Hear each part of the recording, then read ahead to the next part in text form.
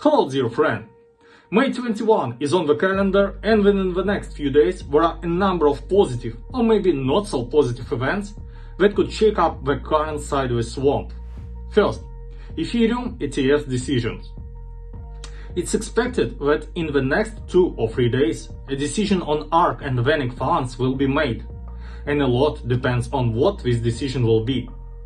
Against the backdrop of not very good situation with Bitcoin ETFs in the same Asian region, a negative decision on Ethereum ETFs can swing the market into the negative.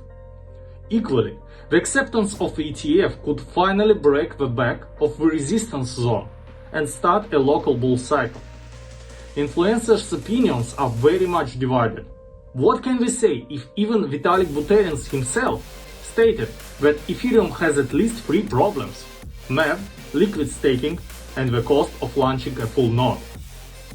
And if everything is clear with the first and third points, then what liquid staking didn't please him is an open question.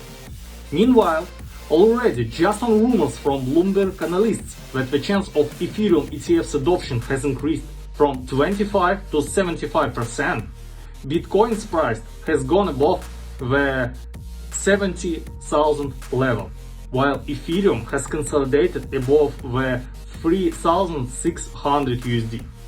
Rumor that SEC may change its stance 180 degrees due to political circumstances. Once again, on rumors, Carl. Second, one of the recent trends, artificial intelligence, makes another step in the world of Web3. It is, of course, about the launch of an ASI token, Artificial Intelligence Superintelligence Token, as its creators pathologically named it. Simply put, combining Fetch, EDGX and Ocean into one super token. Launch is scheduled for as early as May 24. The total volume is projected at 2.63 billion ASI, of which 1.15 billion will be Fed, 866 million to EDGX, and 610 million to Ocean. Token conversation ratios is Fed to ASI 1:1, EDGX and Ocean 0.33 to 1. They also promise support for a number of blockchains: Atom, Ethereum, ADA, BNB, and Mati. Those who believe in AI, I advise you to take a closer look. 3. There has been a lot of panic news on the news that the head of Grayscale is changing. It's scary that one of the whales of a crypto market may flap its spines and tail and give us a local store. In my opinion, it's premature to be scared. Those guys who saw on their resume of a new head of a company, Peter Mintzberg's work in Goldman Sachs, and made a panic about regulation and the onslaught of banks, read more carefully. The guy worked in BlackRock. So, shoving the sum of the parts doesn't change the sum of the parts. And 4. We'll have to break away from the world of crypto a bit to talk about the next point.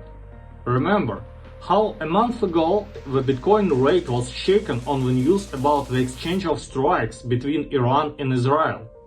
It would seem there is crypto and there is the Middle East.